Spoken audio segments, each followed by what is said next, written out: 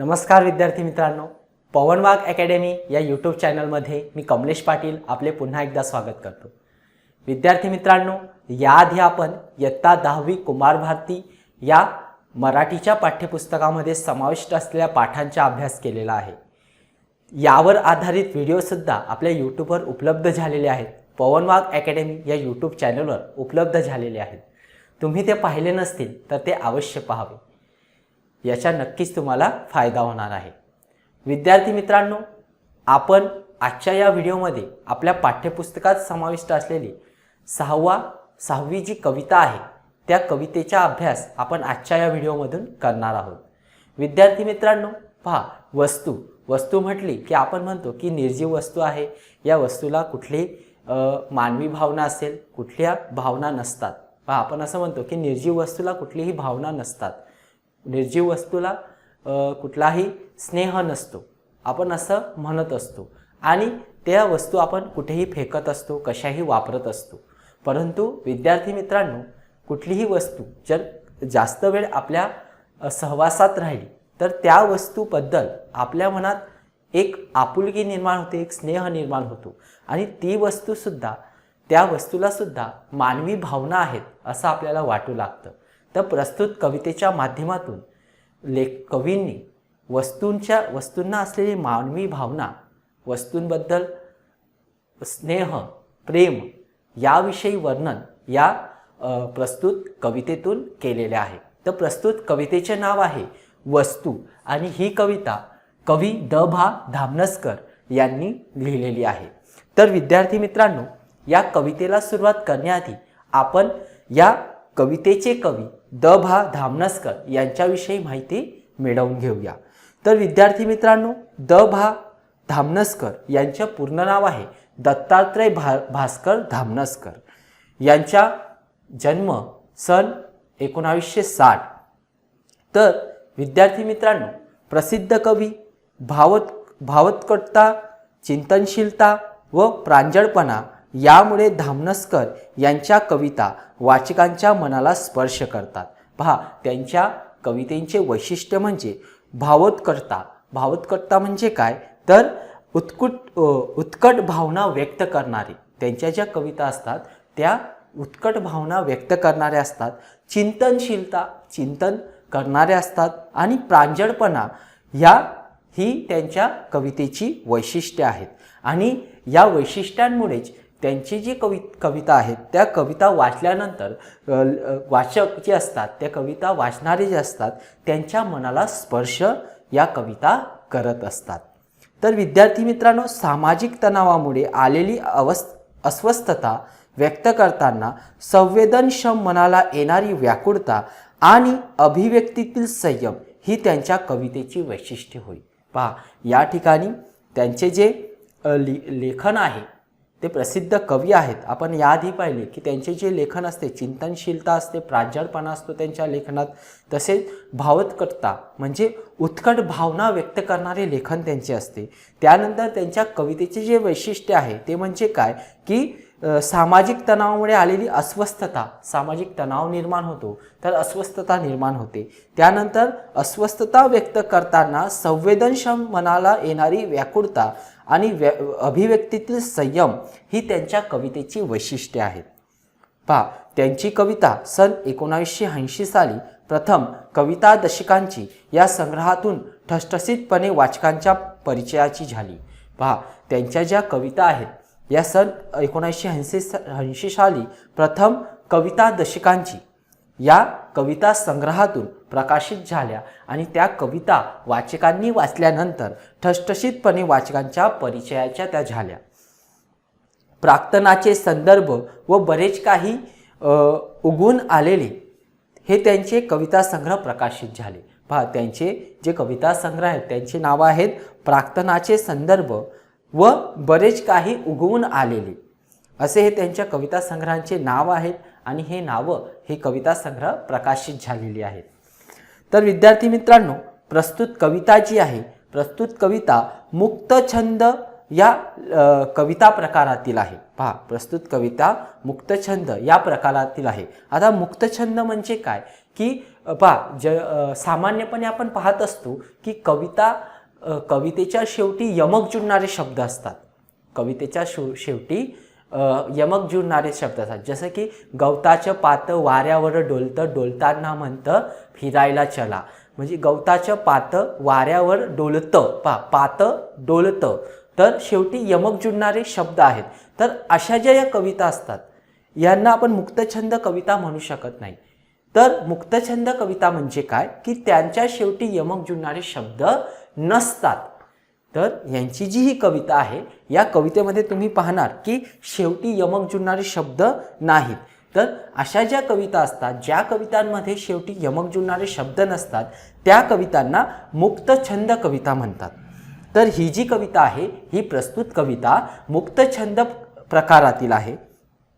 कोणत्याही निर्जीव वस्तूशी मानवी भावना जोडली गेली की ती वस्तू अनमोल ठरते. पहा, निर्जीव वस्तू आपण म्हणतो की प्रस्तुत कवितेच्या माध्यमातून लेखकांनी आपल्याला एक संदेश दिलेला आहे. एक म्हणजे वस्तूंचे वर्णन करताना लेखकांनी म्हटलेलं आहे की या वस्तूंना सुद्धा मानवी भावना असतात आणि प्रस्तुत कवितेत निर्जीव वस्तूंशी मानवी भावना जोडल्या गेल्या की वस्तू अनमोल ठरते. पहा, ती वस्तू जी असते विद्यार्थी मित्रांनो ती अनमोल ठरते जर त्यांना मानवी भावना जोडल्या गेल्या तर. पहा, ती वस्तू कुठली असेल, ती साधी वस्तू असेल, निर्जीव असेल किंवा कमी किमतीची असेल, जर त्या वस्तूशी मानवी भावना जोडल्या गेल्या तर ती वस्तू अनमोल ठरते.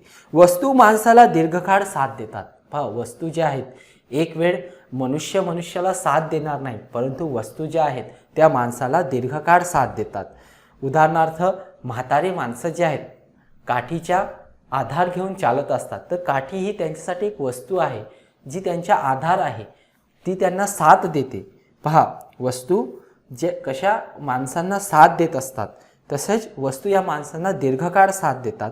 व्यक्ती आणि वस्तू यांच्यामध्ये एक अतूट नाते तयार होते. पहा, ज्या वेळेस एखादी वस्तू दीर्घकाळपर्यंत आपल्या सहवासात असली तर ती वस्तू आणि मानवी मन यांच्यामध्ये एक अतूट नाते तयार होते विद्यार्थी मित्रांनो. त्यामुळेच थोर व्यक्तींच्या वापरातील वस्तू पुढे संग्रहालयात जतन केल्या जातात. पहा, आपण विविध संग्रहालयामध्ये जर भेट दिली असेल तर तुम्ही पाहिले असेल तर त्या ठिकाणी जे आपले थोर व्यक्ती होऊन गेले त्यांच्या वस्तू संग्रहालयात ठेवलेल्या आहेत. जसे की महात्मा गांधी यांचा चष्मा, त्यांची काठी वगैरे, त्यांची चप्पल वगैरे अशा भरपूर वस्तू संग्रहालयात ठेवलेल्या असतात. तर कारण की त्यांची एक आठवण म्हणून या वस्तू त्यांची आठवण देत असतात आणि त्या व्यक्तींनी आपले आयुष्य, संपूर्ण आयुष्य या वस्तूंच्या सहवासात घालवलेले असते. म्हणून त्यांची आठवण म्हणून या वस्तू, महान थोर व्यक्तींच्या वस्तू संग्रहालयात जतन केल्या जातात. वस्तूंनाही भावना असतात. पहा, लेखकांनी या कवितेच्या माध्यमातून आपल्याला सांगितलेले आहे की वस्तूंनाही भावना असतात, हे समजून वस्तू वापराव्यात. लेखक म्हणतात की वस्तूंनाही भावना असतात आणि त्या वस्तू आपण सांभाळून वापरल्या पाहिजेत. त्या वस्तू हे समजून आपण वस्तू वापरायला पाहिजेत. आपण काय करतो, एखादी वस्तू वापरल्यानंतर तिला कुठेही फेकून देतो, ओके, कशी तिला ठेवत असतो. तर आपण ती वस्तू जी असते विद्यार्थी मित्रांनो, त्या वस्तूने आपल्याला साथ दिलेली असते, ती वस्तू आपल्याला कामात आलेली असते. तर आपले काम झाल्यानंतर त्या वस्तूला सांभाळून ठेवणे, जपून ठेवणे हे आपले कर्तव्य असते. तर म्हणून लेखक म्हणतात की वस्तूंनाही भावना असतात. पहा, आपण म्हणतो की ही काय निर्जीव वस्तू आहे, हिला कसली भावना, परंतु नाही. या ठिकाणी लेखक म्हणतात की ज्या प्रकारे मानवी मनाला भावना असतात त्या प्रकारे वस्तूलाही भावना असतात, हे समजून घ्यायला हवे. वस्तूशी निगडीत स्नेह जपावा ही भावना कवितेतून व्यक्त केलेली आहे. पहा, वस्तूंनाही भावना असतात, आपण हे समजून घ्यायला हवे आणि वस्तूंशी निगडीत स्नेह जपावा ही भावना कवितेतून व्यक्त होत असते. पहा, ही जी भावना आहे ही भावना कवितेतून व्यक्त होत असते की वस्तूंशी निगडीत, वस्तूंशी जो स्नेह निर्माण होतो तो स्नेह आपण जपून ठेवायला पाहिजे, तो नेहमी स्मरणात ठेवायला पाहिजे. ही भावना कवितेतून व्यक्त होत आहे. तर अत्यंत सुंदर अशी ही कविता वस्तूंबद्दल, वस्तूंनाही मानवी भावना असतात आणि वस्तूंच्या आपल्या जीवनातील महत्त्वाचा जो वाटा असतो, महत्त्व जे असतं वस्तूंच्या आपल्या जीवनातील महत्त्व या ठिकाणी लेखकांनी या कवितेच्या माध्यमातून वर्णन केलेले आहे। तसेच त्यांनी वस्तूंना भावना असतात व जशा मानवी मनाला भावना असतात तशा वस्तूंना भावना असतात। वस्तू समजून वस्तू नाही वापरायला पाहिजे, तर त्यांना सुद्धा एक भावना आहे असे समजून त्या वस्तू सांभाळून वापरायला पाहिजे। वस्तूंशी निगडीत स्नेह आपण जपायला पाहिजे। असे या प्रकारे या कवितेतून सुंदर संदेश अशी भावना या कवितेच्या माध्यमातून कवी धामनसकर दत्तात्रय भास्कर धामनसकर यांनी व्यक्त केलेली आहे। तर विद्यार्थी मित्रांनो, या कवितेला सुरुवात करण्याआधी आपण या कवितेचे वाचन करून घेऊया। तुम्ही सुद्धा या कवितेचे वाचन करावे। पहा, या कवितेमध्ये ज्या कवितेच्या ओळी असतात विद्यार्थी मित्रांनो, त्यावर प्रश्न येत असतो। कृती सोडवा, कवितेचे भाव सौंदर्य लिहा, काव्य सौंदर्य लिहा, आशय सौंदर्य स्पष्ट करा। पहा, आशय सौंदर्य स्पष्ट करा, भाव सौंदर्य स्पष्ट करा, काव्य सौंदर्य स्पष्ट करा। या ठिकाणी असे प्रश्न येतात। पहा, या ठिकाणी कवितेच्या ज्या ओळी असतात त्यावर प्रश्न आलेले असतात किंवा कवितेच्या ओळींचे रसग्रहण तुमच्या शब्दात लिहा। पहा, कवितेच्या ओळीचे रसग्रहण, पहा रसग्रहण काय असते, रसास्वाद आणि रसग्रहण आपण या आधीच्या पाठामध्ये अभ्यासले की रसास्वाद कशाला म्हणायचे। एखादी साहित्यकृती वाचल्यानंतर तुम्हाला त्या साहित्यकृतीमध्ये किंवा त्या कवितेमध्ये जो भाग आवडलेला आहे, ज्या गोष्टी आवडलेल्या आहेत त्या मांडता येणे, आवडलेल्या गोष्टी तुम्हाला मांडता येणे म्हणजे त्याच्या रसग्रहण किंवा रसास्वाद होय। तर अशा प्रकारे प्रश्न येऊ शकतात। तर तुम्ही अत्यंत शांत चित्ताने ही कविता समजून घ्यावी ही तुम्हाला मी विनंती करतो। तर पहा विद्यार्थी मित्रांनो, कवितेला सुरुवात करण्याआधी आपण या कवितेचे वाचन करून घेऊया। वस्तूंना जीव नसेलही कदाचित, पण जीव नसल्यासारखे वागू नये त्यांना। वस्तूंना मन नसेल कदाचित, पण ते असल्यासारखे वागलो तर प्रचंड सुखावतात। पहा, वस्तूंना जीव नसेलही कदाचित, पण जीव नसल्यासारखे वागू नये त्यांना। वस्तूंना मन नसेलही कदाचित, पण ते असल्यासारखे वागलो तर वस्तू प्रचंड सुखावतात। वस्तू निखालस सेवकच असतात आपल्या, तरीही बरोबरीचाच मान द्यावा त्यांना। त्यांना फक्त आपल्या मानलेल्या जागेवरून निष्कासित न होण्याची हमी द्या। वस्तूंनाही असते आवड स्वच्छ राहण्याची, हे हातांना लक्षात ठेवायला सांगा। वस्तूंना जपावे लाडाहूनही ठेवावे त्यापुढे जाऊन, त्याच जिवंत ठेवणार आहेत आपला स्नेह नंतरच्या काळातही। आयुष्य संपले की वस्तूंनाही आजवरच्या हक्काच्या घरात राहू देत नाही, तेव्हा कृतज्ञतापूर्ण निरोपाचा त्यांचा हक्क शाबूत ठेवावा। पहा विद्यार्थी मित्रांनो, अत्यंत सुंदर अशी ही कविता आहे। या कवितेतून कवींनी वस्तूंना भावना असतात, स्नेह असतो, वस्तूंचे जे मोल असते त्यांचा स्नेह असतो तो जपून ठेवावा ही भावना या कवितेच्या माध्यमातून कवी धामनसकर यांनी व्यक्त केलेली आहे। पहा, तर आपण या कवितेचा आशय स्पष्ट करून घेऊया। या कवितेचे जी मध्यवर्ती कल्पना आहे, कवितेचा जो भावार्थ आहे हा आता समजून घेऊया। पहा, वस्तूंना जीव नसेलही कदाचित, पण जीव नसल्यासारखे वागू नये त्यांना। पहा, कवितेच्या या ओळीमध्ये लेखक कवी म्हणतात की वस्तूंना जीव नसेलही कदाचित। पहा, जीव नसणे म्हणजे काय, प्राण नसणे। पहा, जीव नसणे म्हणजे काय, प्राण नसणे।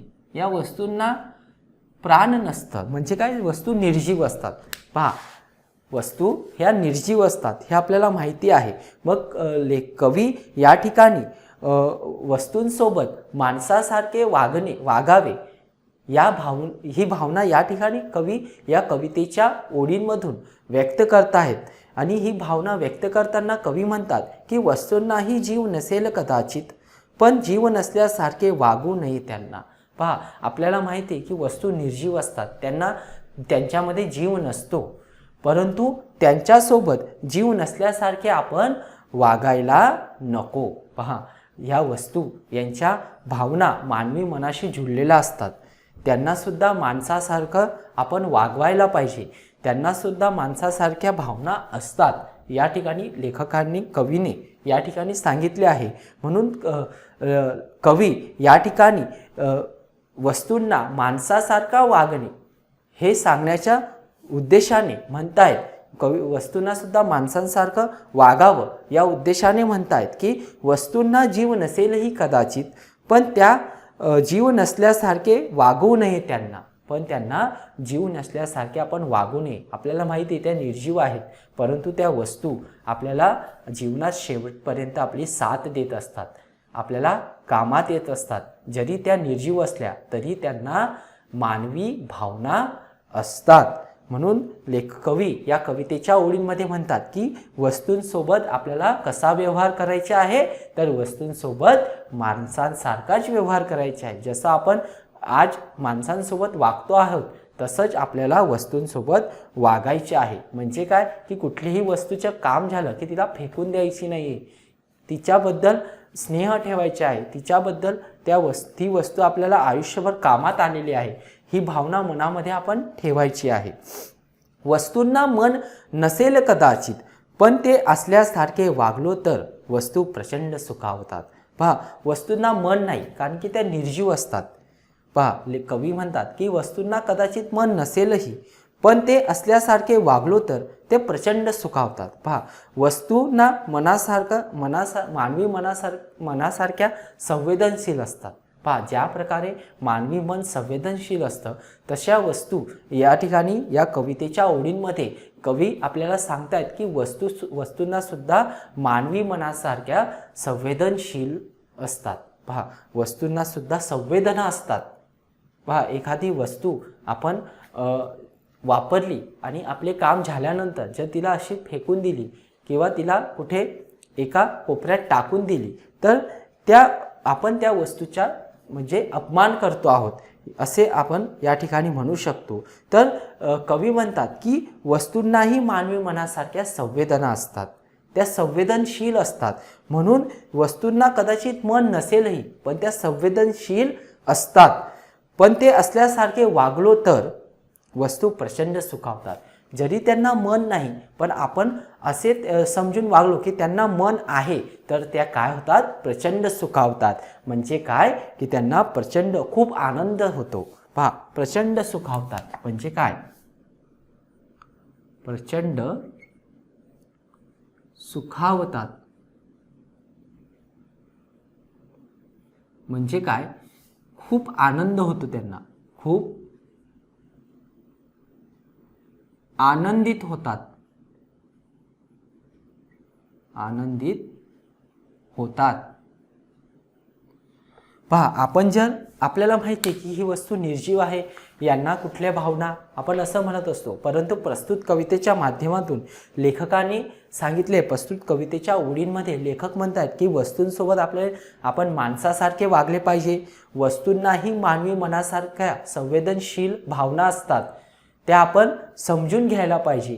त्यांना मन जरी नसले परंतु आपण त्यांना मन असल्यासारखे वागलो तर त्या प्रचंड सुखावतात. म्हणजे त्या वस्तूंना प्रचंड आनंद होत असतो. पहा, एखाद्या व्यक्तीसोबत जर आपण चांगल्या प्रकारे वागलो, आपण त्या व्यक्तीला समजून घेतलं तर तो व्यक्ती खूप आनंदित होतो. तशा या वस्तूसुद्धा असतात विद्यार्थी मित्रांनो. यांच्यासोबत जर आपण मानवी मनासारख्या संवेदनशील मना त्यांनासुद्धा संवेदनशीलता असतात आणि त्या प्रकारे माणसासारखे जर आपण त्यांच्यासोबत वागणूक केली तर त्यासुद्धा आनंदित होतात, प्रचंड सुखावतात. पुढे कवी म्हणतात, वस्तू निखालस सेवकच असतात आपल्या, तरीही बरोबरीचाच मान द्यावा त्यांना.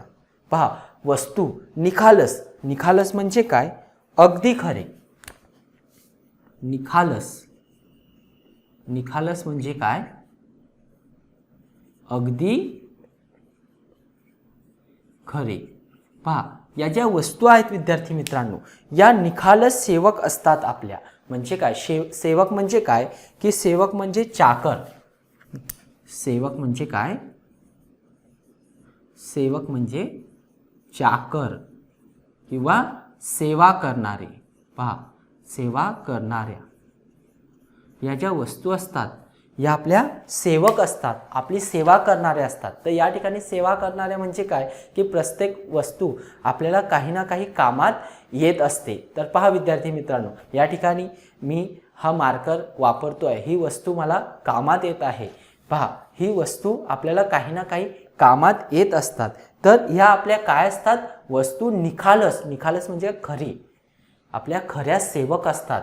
हे खऱ्या अर्थाने आपल्या सेवक असतात, अगदी खरे हे सेवक आपले असतात, म्हणून यांना निखालस सेवक कवीने म्हटलेले आहे. वस्तू निखालस सेवक असतात आपल्या, तरीही बरोबरीचाच मान द्यावा त्यांना.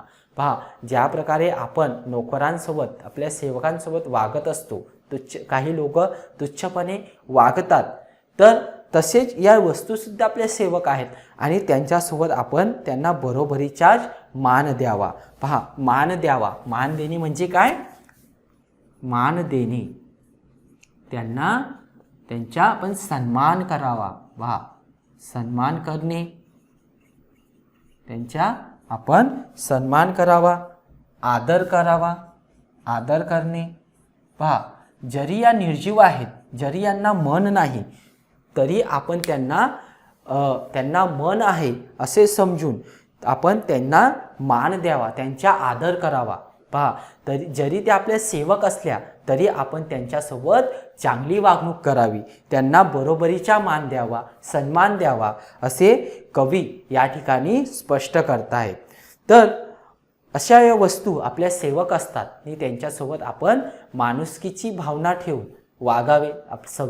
त्यांना सुद्धा संवेदना असतात, त्यांना सुद्धा मानवासारख्या भावना असतात आणि हे लक्षात ठेवून त्यांच्यासोबत आपण त्यांना चांगली वागणूक द्यावी, त्यांचा सन्मान करावा, असे या ठिकाणी कवी म्हणतायत.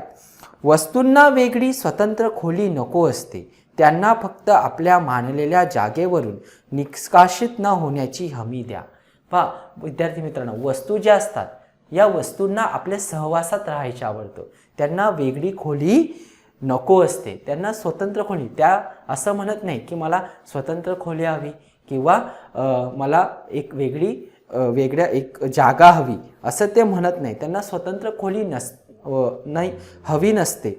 पहा, वस्तूंना वेगळी स्वतंत्र खोली नको असते, त्यांना कोणासोबत राहायला आवडते, त्यांना आपल्यासोबतच राहायला आवडते.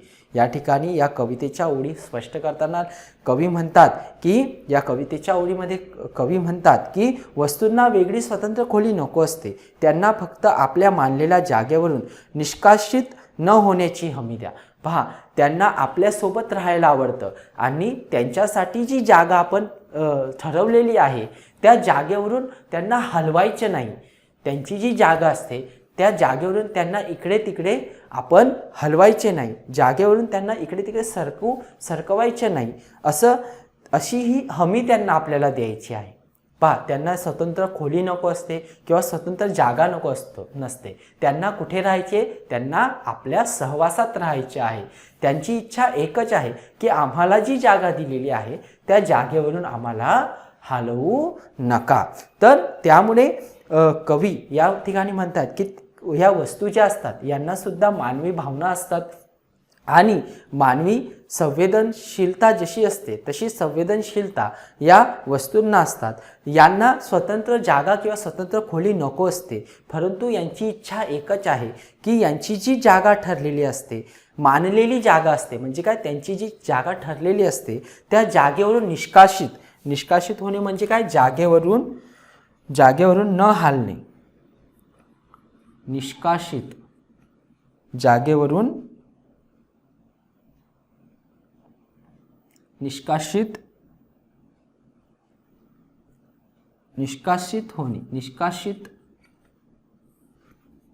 होणे, जसे की आपण म्हणतो जागेवरून हलवणे. तर जागेवरून न हलवण्याची, पहा, निष्कासित न होण्याची म्हणजे काय, जागेवरून न हलवण्याची त्यांना हमी द्यायची आहे. तर विद्यार्थी मित्रांनो, हमी देणे म्हणजे काय, आश्वासन द्यायचे आहे.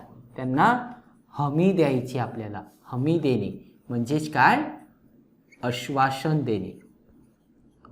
त्यांना कोणत्या गोष्टीचे आश्वासन द्यायचे आहे आपल्याला, की त्यांना त्यांची जी जागा मानलेली आहे, त्यांची जी जागा ठरलेली आहे, त्या जागेवरून त्यांना आपण हलवणार नाही, त्यांना त्याच जागेवर राहू देणार, हे आश्वासन ही आम्ही आपल्याला द्यायची आहे. पहा, त्यांना वेगळी स्वतंत्र खोली नसते, त्यांना पाहिजे नसते, त्यांना स्वतंत्र खोली नको असते. त्यांची फक्त एकच इच्छा आहे की त्यांची जी जागा मानलेली आहे, मानलेली जागा म्हणजे त्यांची जी जागा ठरलेली आहे, त्या जागेवरून निष्कासित न होण्याची हमी त्यांना द्यायची आहे. म्हणजे काय, आपण त्यांना आश्वासन द्यायला हवे, आपण त्यांना जागेवरून हलवायला नको. पहा, आपण भरपूर वेळेस इकडची वस्तू तिकडे, तिकडची वस्तू इकडे, अशा भरपूर जागा वस्तूंच्या बदलत असतो. आपण वस्तू वापरताना जागेवरून ती वस्तू आपण घेतलेली आहे, ती वस्तू आपल्या काम झाल्यानंतर त्याच ठिकाणी आपण ठेवायची आहे. पहा, अशा प्रकारे आपण सुद्धा, पहा, आपली जागा बदलली, आपण जर परत परत घर बदलत गेलो तर आपल्याला सुद्धा कंटाळा येत असतो, आपल्याला हे आवडत नाही. तसं या वस्तूंना सुद्धा मानवी भावना असतात. परत परत जर त्यांची जागा बदलली तर हे त्यांना आवडत नाही. म्हणून ते आपल्याशी एका गोष्टीची हमी मागतायत, आश्वासन द्या, आम्हाला एक आश्वासन द्या. कोणती आश्वासन? ते म्हणतात की आम्हाला स्वतंत्र खोली नको, पण आम्हाला एक आश्वासन द्या की आमची जी जागा मानलेली आहे त्या जागेवरून आम्हाला निष्कासित न होण्याची, म्हणजे काय, जागेवरून न हलण्याची, जागेवरून न हलवण्याची हमी आम्हाला द्या. पुढच्या कवितेच्या ओळीमध्ये कवी म्हणतात, वस्तूंनाही असते आवड स्वच्छ राहण्याची, ते हातांना लक्षात ठेवायला सांगा. पहा विद्यार्थी मित्रांनो, तर या ठिकाणी आपण म्हटलो की वस्तूंनाही आवड असते स्वच्छ राहण्याची. बा, ज्या वस्तू आहेत, जसं आपल्याला स्वच्छ राहण्याची आवड असते, आपण दररोज अंघोळ करत असतो, स्वच्छ राहत असतो, ज्या प्रकारे स्वच्छतेची आवड आपल्याला असते तशीच स्वच्छता या वस्तूंनाही प्रिय असते. म्हणून आपण काय करतो, घाणेरडे हात असले, खराब हात असले, आपले अस्वच्छ हात असले, तसेच हाताने त्या वस्तू आपण पकडतो आणि त्या चांगल्या वस्तू खराब होत असतात. तर म्हणून या ठिकाणी या ज्या वस्तू आहेत यांना स्वच्छतेची आवड असते. या वस्तूंमधील स्वच्छतेचे वर्णन करताना कवी म्हणतात की वस्तूंनाही स्वच्छतेची आवड असते, म्हणून घाणेरडे हात त्यांना लावायचे नाही, घाणेरड्या हातांनी त्यांना स्पर्श करायचा नाही. आणि हे कोणी लक्षात ठेवावे? हे हातांना लक्षात ठेवायला सांगा. आपण आपल्या हातांना सांगायला हवे की कुठलीही वस्तूला हात लावताना आधी आपण आपले हात स्वच्छ करायला हवे. का? कारण की या वस्तूंना सुद्धा स्वच्छतेची आवड असते. पहा, ज्या प्रकारे माणसाला स्वच्छतेची आवड असते, पहा, या कवितेच्या माध्यमातून लेखकाने सांगितले आहे की वस्तूंना भलेही जीव नसेल कदाचित त्यांना, परंतु त्यांच्यासोबत आपल्याला जीव नसल्यासारखे वागायचे नाही. हे पहा, त्यांना मन नसेल पण त्यांच्यासोबत जर आपण मन आहे असं वागलो तर त्यांना प्रचंड आनंद होतो. म्हणूनच ज्या प्रकारे आपल्याला स्वच्छता आवडते तशीच स्वच्छता त्या वस्तूंनाही आवडत असते. तर आपण हे गोष्ट लक्षात ठेवायला हवी, ती कुठलीही वस्तू आपण हातात घेताना आधी आपले हात स्वच्छ करायला हवे. म्हणून कवी या ठिकाणी म्हणतात की वस्तूंना स्वच्छतेची आवड असते, स्वच्छ राहण्याची आवड असते आणि हे हातांनी लक्षात ठेवायला हवे. म्हणजे काय, घाणेरड्या हाताने आपण वस्तूला हात लावायला नको. वस्तूंना जपावे, लाडावूनही ठेवावे, यापुढे जाऊन. पहा, ज्या प्रकारे आपण लहान मुलांचे लाड करतो, त्यांना जपतो, त्या प्रकारे वस्तूंचेही आपण लाड करायला हवे. तर का? कारण या वस्तूंनाही मानवी भावना असतात, त्यांच्या मनाला संवेदना असतात. म्हणून कवी या ठिकाणी म्हणतात की वस्तूंना जपावे म्हणजे त्यांना सांभाळून ठेवावे. पहा, या वस्तू आपल्या कामात येत असतात. आपण वस्तूंचे काम झाल्यानंतर त्यांना फेकू नये किंवा त्यांचा अनादर करू नये, त्यांच्या जागेवर त्यांना ठेवावे. त्यांची जागा त्यांना प्रिय असते, त्यांना स्वतंत्र खोली पाहिजे नसते किंवा स्वतंत्र जागा पाहिजे नसते, पण त्यांची जी जागा मानलेली आहे त्याच्यावरून त्यांना हलवायचं नाही. त्यानंतर या वस्तूंना आपण जपायला पाहिजे, लाडावून ठेवावे, यापुढे जाऊन. पहा, त्यांना अस्वच्छ हातांनी हात लावायला नको, त्यांना घाणेरड्या हातांनी हात लावायला नको. त्यांना स्वच्छता आवडत असते. त्यानंतर यांना लाडावून ठेवावे, ज्या प्रकारे आपण मुलांचे लाड करतो तसे लाड या वस्तूंचेही आपण करावे. त्यांच्या लाडावून ठेवावे म्हणजे काय, त्यांचे सतत कौतुक करावे.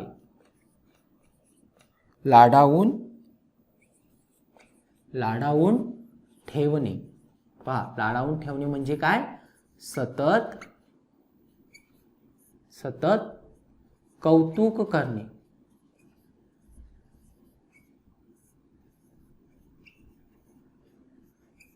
सतत कौतुक करणे. पहा, लाडावून ठेवावे, त्यांना लाडावून ठेवावे, सतत त्यांचे कौतुक करावं. पहा, ही वस्तू किती छान आहे, किती सुंदर दिसते, ही वस्तू मला खूप कामात येते, या वस्तूमुळेच मी हे काम करू शकलो, ही वस्तू मला अत्यंत प्रिय आहे, ही वस्तू मला खूप आवडते, असं त्यांच्या लाडही करावा. त्यांच्या सतत आपण कौतुकही करावे, त्यांना जपावे. ज्या प्रकारे आपण लहान मुलांचे कौतुक करतो, त्यांना जपून ठेवतो, तशा या वस्तू आपल्या जीवनात महत्त्वाच्या असतात. त्यांचं जिवंत ठेवणार आहेत आपल्या स्नेह. पहा, लाडावूनही ठेवावे, यापुढे जाऊन त्याच जिवंत ठेवणार आहेत आपला स्नेह नंतरच्या काळातही. पहा, वस्तू, आपला स्नेह, आपल्या ज्या भावना आहेत, आपलं प्रेम, ते जिवंत ठेवणार आहेत. पहा, याआधी पण आपण पाहिले की थोर व्यक्तींच्या ज्या वस्तू असतात, वापरातील वस्तू, त्या संग्रहालयात जतन करून ठेवल्या जातात. तर का, की मेल्यानंतरही, त्यांचे मृत्यू झाल्यानंतरही त्या ठिकाणी त्यांचं आठवण म्हणून त्या वस्तू त्यांची आठवण देत असतात. त्या वस्तूंच्या सहवासात त्यांनी जीवन व्यतीत केलेलं असतं, त्या वस्तूंच्या सहवासात आपले संपूर्ण जीवन त्यांनी घालवलेलं असतं आणि त्या वस्तू पाहिल्यानंतर आपल्याला त्यांची आठवण येत असते. म्हणून ह्या ज्या वस्तू असतात, ह्या आपला स्नेह, आपला प्रेम त्या जिवंत ठेवतात. म्हणून यांचा नेहमी जपावे, यांचे लाड करावे आणि आपल्या नंतरच्या काळात सुद्धा, पुढे येणाऱ्या काळात सुद्धा या वस्तू आपल्या स्नेह जपून ठेवतात. नंतरच्या काळातही, येणारा नंतरचा काळ असतो, त्या काळातही या वस्तूंना जर आपण प्रेम केले, स्नेह दिला, तर या वस्तू आपला स्नेह नंतरच्या काळातही जिवंत ठेवतात. पहा, अशा प्रकारे वस्तूविषयी वर्णन करताना कवीने अत्यंत छान पद्धतीने म्हटले आहे. तर आयुष्य संपले की वस्तूंनाही आजवरच्या हक्काच्या घरात राहू देत नाहीत, तेव्हा कृतज्ञतापूर्ण निरोपाचा त्यांचा हक्क शाबूत ठेवावा. पहा, आयुष्य संपले म्हणजे काय, पहा, आयुष्य संपले की वस्तूंनाही आजवरच्या हक्काच्या घरात राहू देत नाही. पहा, आपले जसे आयुष्य संपते म्हणजे काय, आपण आपला मृत्यू होतो, मरतो. आपला मृत्यू झाल्यानंतर आपल्याला सुद्धा आपल्या घरात राहू देत नाही, आपल्याला सुद्धा आपला अंतिम संस्कार केला जातो. आपल्या आयुष्य संपल्यानंतर आपल्यालाही काढून टाकतात. तसं आयुष्य संपले की वस्तूंनाही आजवरच्या हक्काच्या घरात राहू देत नाही. पहा, हक्काचे जे घर असतं, वस्तूंच्या हक्काचं जे घर असतं, त्या म्हणजे स्वअधिकाराचं, हक्काचे म्हणजे काय, स्वअधिकाराचं हक्काचं घर. पहा, आपल्याला सुद्धा मृत्यूनंतर आपल्या हक्काच्या घरात, हक्काचं घर म्हणजे काय, स्वहक्काचं म्हणजे स्वतःच्या हक्काचं जे घर असतं, त्या घरामध्ये आपल्याला सुद्धा राहू देत नाही. तर या वस्तूंना सुद्धा आयुष्य संपले की वस्तूंना आजवरच्या हक्काच्या घरात राहू देत नाही, तेव्हा पूर्ण निरोपाचा त्यांचा हक्क शाबूत ठेवावा. तर या वस्तूंना ज्या प्रकारे आपण एखादा व्यक्ती मेल्यानंतर त्याला निरोप देत असतो कृतज्ञतापूर्वक, म्हणजे भावनिक ऋण, त्यांचे जे महत्त्व होते आपल्या जीवनात, कृतज्ञता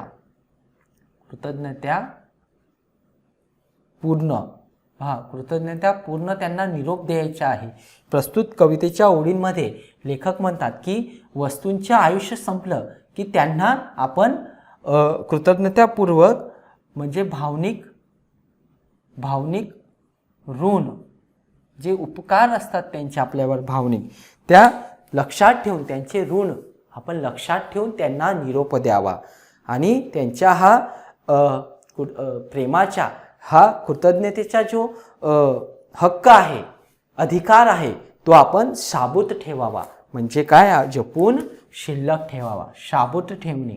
पहा, शाबूत ठेवणे म्हणजे काय, तो हक्क आपण काय ठेवावा, जपून ठेवावा. जपून ठेवणे किंवा शिल्लक ठेवणे. शिल्लक ठेवणे. तर अशा प्रकारे त्यांचा जो हक्क आहे, पहा एखाद्या व्यक्ती मेल्यानंतर त्याला स्वतःच्या घरात सुद्धा राहू देत नाही, त्याला सुद्धा आपण त्याचा अंतिम संस्कार करत असतो. तसं या वस्तूंचेही आयुष्य संपले की त्या वस्तूंनाही आजवरच्या हक्काच्या घरात त्यांना सुद्धा घरात राहू देत नाही. तर विद्यार्थी मित्रांनो, या वस्तूंनाही मानवी भावना असतात, संवेदनशीलता असतात, यांना स्नेहबंध असतो, संवेदनशील या वस्तू असतात. आणि या वस्तूंचे जेव्हा आयुष्य संपले आपण काय करतो की त्यांना फेकून देत असतो. तर नाही विद्यार्थी मित्रांनो, या वस्तू आपल्याला कामात आलेल्या असतात. आपण या वस्तूंच्या सहवासात आपले जीवन घालवलेलं असतं. तर या वस्तूंना हक्काच्या घरात आपण राहू देत नाही. परंतु हे खरं आहे की कुठलीही गोष्ट त्यांचे आयुष्य संपलं की त्याला आपण घरात राहू देत नाही. परंतु ज्या वेळेस आपण त्यांना निरोप देतो तर निरोप देताना त्यांची कृतज्ञतापूर्वक त्यांना निरोप द्यायला पाहिजे आपण. म्हणजे काय की त्यांनी त्यांचे जे महत्त्व होतं आपल्या जीवनात, त्यांचे जे ऋण होते आपल्यावर, ते ऋण लक्षात ठेवून आपण त्यांना निरोप द्यायला पाहिजे. आणि हे अत्यंत त्यांचा जो हक्क आहे तो आपण शाबूत ठेवायला हवं, तो शिल्लक आपण ठेवायला हवं. थोडक्यात म्हणजे काय की या कवितेच्या माध्यमातून कवी आपल्याला सांगू इच्छित आहेत की वस्तू वापरताना त्यांच्या जो मानवी भावना असतात, त्यांचे मन सुद्धा संवेदनशील असते. ही गोष्ट आपण लक्षात ठेवायला हवी. या वस्तू आपल्यापासून जास्त काही मागत नाही, ते काही स्वतंत्र जागा आपल्याकडून मागत नाही. ते म्हणतात की आम्ही ज्या जागेवर आहेत त्या जागेवरून, त्या आपल्या मानलेल्या जागेवरून आम्हाला निष्कासित न होण्याची फक्त हमी द्या तुम्ही. पहा, वस्तूंना जरी जीव नसला तरी त्यांच्यासोबत जीव नसल्यासारखे आपण वागायला नको. म्हणजे काय, त्यांच्यासोबत आपण माणसासारखे वागायला हवे. त्यानंतर वस्तूंना मन नसेलही कदाचित, परंतु त्यांना मन आहे असे आपण त्यांच्यासोबत वागायला हवे. म्हणजे काय, वस्तूंना माणसांसारखी संवेदनशीलता असते, हे आपण लक्षात ठेवायला हवे. आणि वस्तूंसोबत जर आपण माणसासारखे वागलो तर त्या प्रचंड सुखावतात, आनंदित होतात. हा संदेश या कवितेच्या माध्यमातून लेखकांनी दिलेला आहे. तर त्या वस्तू ज्या असतात त्या वस्तू आपल्याला आयुष्यभर साथ देत असतात. पहा, म्हणून त्या वस्तूंना जपायला पाहिजे, त्यांचे लाड करायला पाहिजे, त्यांचे सतत आपण कौतुक करायला पाहिजे. आणि त्या वस्तू ज्या असतात विद्यार्थी मित्रांनो, आपण मेल्यानंतर सुद्धा आपली निशाणी आपण म्हणतो, आपला स्नेह, आपले प्रेम ते जिवंत ठेवत असतात.